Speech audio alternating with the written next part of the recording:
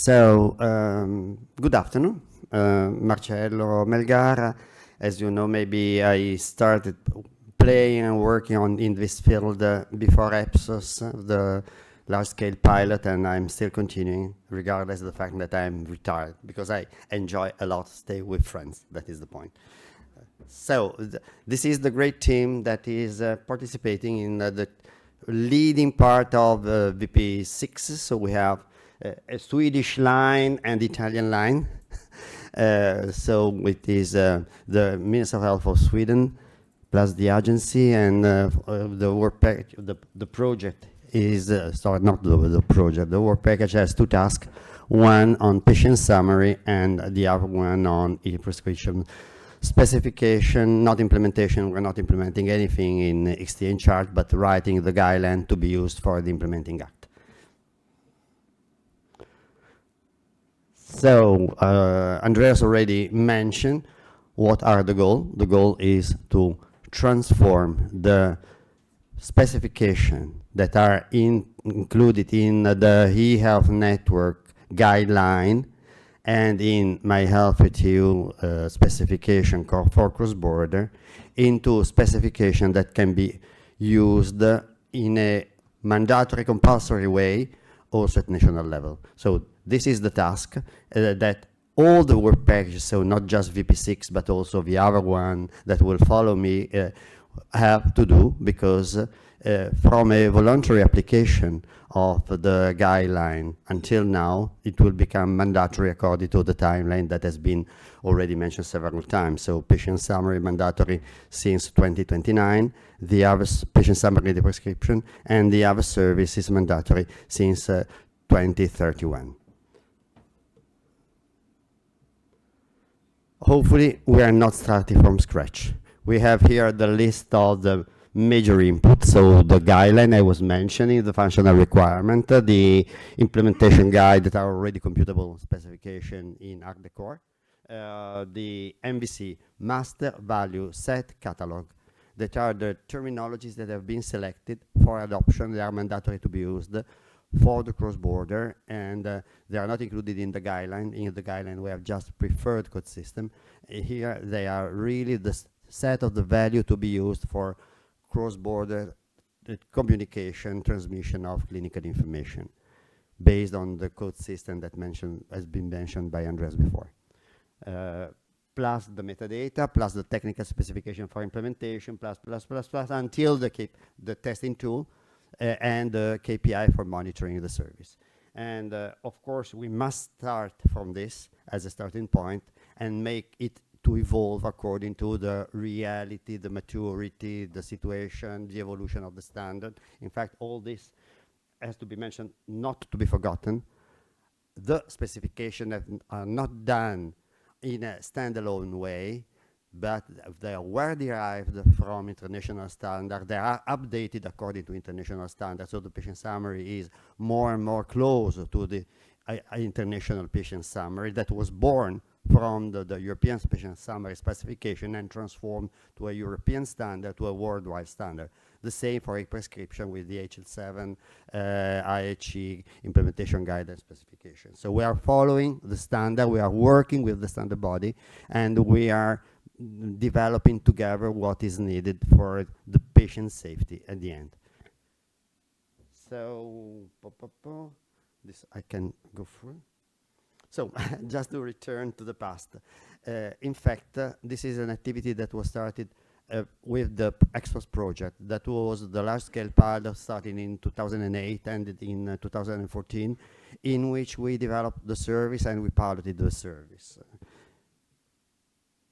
Several services were developed at that time, not just the prescription patient summary, but other version of the patient summary that now, in the reality, are felt as usual. So something relevant for emergency 112, something relevant as patient summary for pharmacists, something relevant for returning information from after an encounter. So many things that have been developed.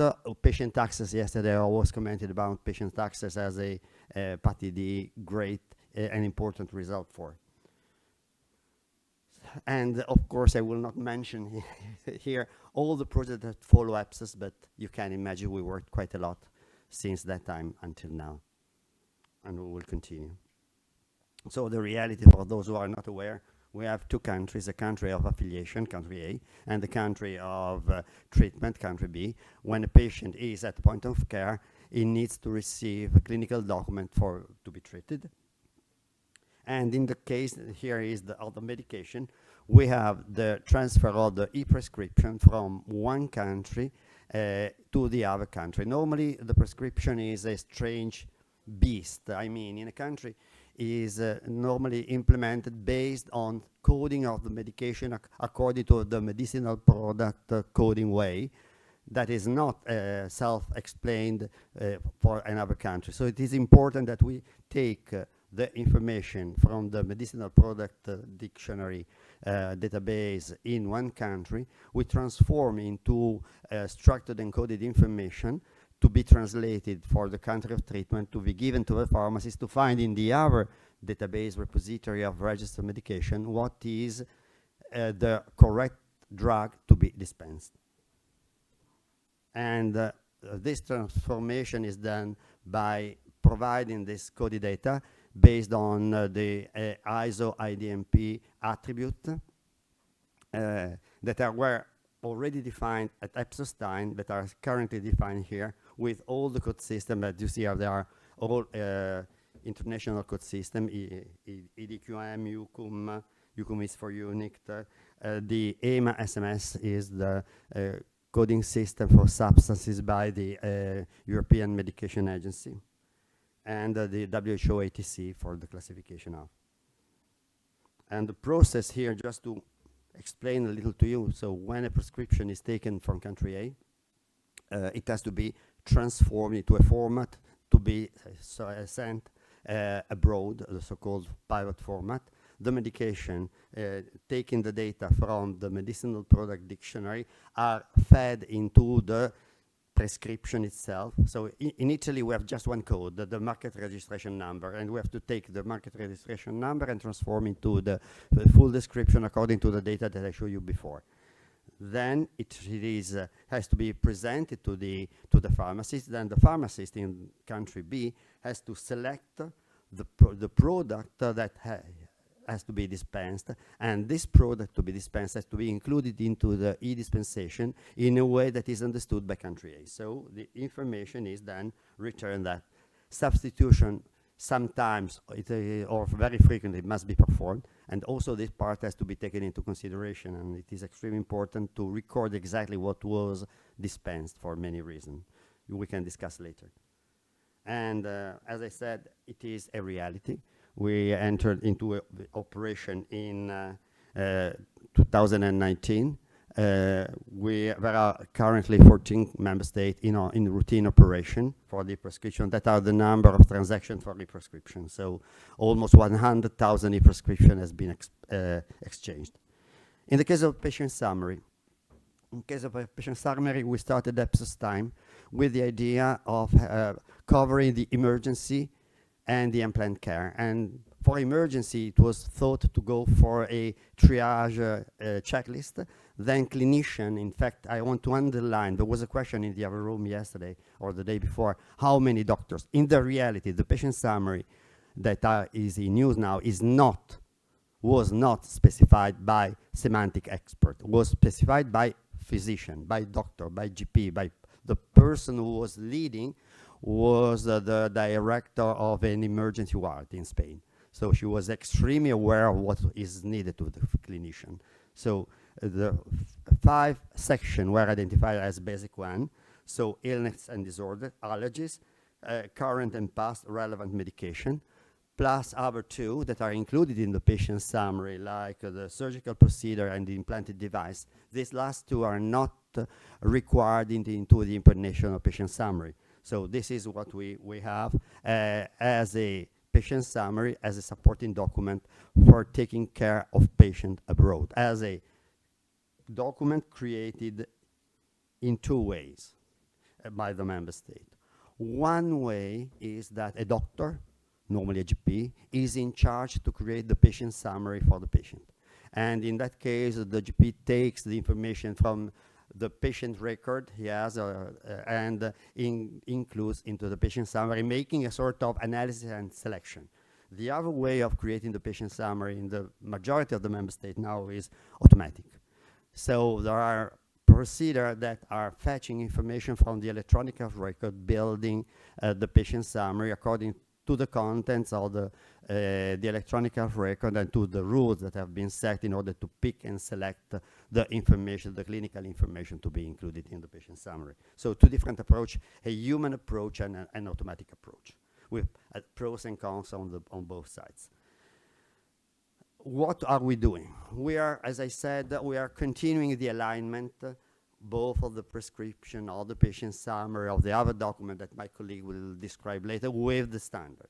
And the reality is that there is a sort of, not chicken and egg, but a strong cooperation between us specifying and SDO defining the standard. So it is a real closed loop, and in the reality is really the same person working in my right hand with my right hand. So it in a covers are the same person acting in the SDO and acting in this work. So we are evolving, making also evolving the standard. So aligning to international patient summary for the patient summary, absolutely yes. I mentioned that at the beginning it was for unplanned care. Starting from the release 2 of the guideline, in the reality it is for the release 3. We are opening the possibility of going for planned care. And the reality is that we are adding information. So for example, we add all the substances of EMA. We introduced we worked a lot in a project and included the orphanet nomenclator, meaning dealing with the need of rare disease, because we know that rare diseases are key, relevant as coding to identify correctly the pathology, but also to have link to the guideline on how to treat a rare disease. Medicinal product coding I already mentioned. Oh, one point here. Syntactical interoperability versus semantic interoperability. We achieved syntactical interoperability, meaning the document is well understood by system and is compliant to syntactical rule. So if you run the test, it passes. However, the mind of doctors are different from the Mediterranean area to the Scandic area, and the way of interpreting the information can be different. So what we call semantic interoperability in the reality is a syntactical operability, and we are great on this. Semantic, we have to work a lot together in order to make people, what I say, a seamless interoperability of minds. It's a dream, okay? That's clear. So for the patient summary, the number is more limited. 3,500 patient summary has been exchanged. These are data until June, end of June last year. This Friday, the new data for the third quarter of 2024 will be loaded in this system. This is the monitoring system from the Commission in which member states report. So it's open on internet. So if you go there, you Google MyFATU KPI, you can find updated data on the situation of the exchange of document, and that is. Now a reality check that also is conditioning our activity here. So we said we have these 5 mandatory required section. In the reality, a survey that was conducted by the EMSEG patient summary cluster and confirmed by EEHR is that the full compliance to the specification within the member state is still poor. So blue is fully compliant, orange, yellow, I don't know, it is orange there, is still limited. And these are the required session. If you go on the other side, that are the optional section with all the other information, you see that it is still, the compliance is still poor. So when we will write the guideline, the specification, the implementing act, we must take into consideration this reality, meaning that we have to create, upon the logical model that Ian will describe in detail and Reo also mentioned, a maturity model. And in this maturity model, we must be aware that if we want to start exchanging and certifying EHR, maybe for some time, unstructured and uncoded document like PDF should be exchanged. for a while, but with a clear roadmap of which are the specifications, where we need to go, where with a plan to decide and define what will be mandatory within the member state, among the member state. And this is a hard job and a hard task, because you can imagine how many enemies EEHR can create if we say, no, no, no, everything must be coded, etc., etc. So we have to mitigate the request from the SDO, request from the semantic expert, with a reality check on every day. And last point, in wave 9, meaning starting from next year, we will have in the patient summary all the data related to the lab result. So really, we will create a patient summary that is useful and suitable for planned care in order to transfer the needed information also for specialistic encounters. And the activity ongoing. The activity ongoing is to take the last version of the standard, the ISO DIS, etc., for the international patient summary, and the same temporary specification that have been balloted last year, and see how to align to this. And it has been recently, and you don't know yet, so it's a news also for you, Andreas and Christos, we have decided to create a task force, a joint task force, between the eHealth Network, Cerbrucom, Semantic, in which we have to do this job, and what we are doing here in order to work together with the SDO, with all the experts, in order to have a single way of facing the problem of going toward the standard and making comments for a seamless adoption of. And I think that was the last slide. Thank you.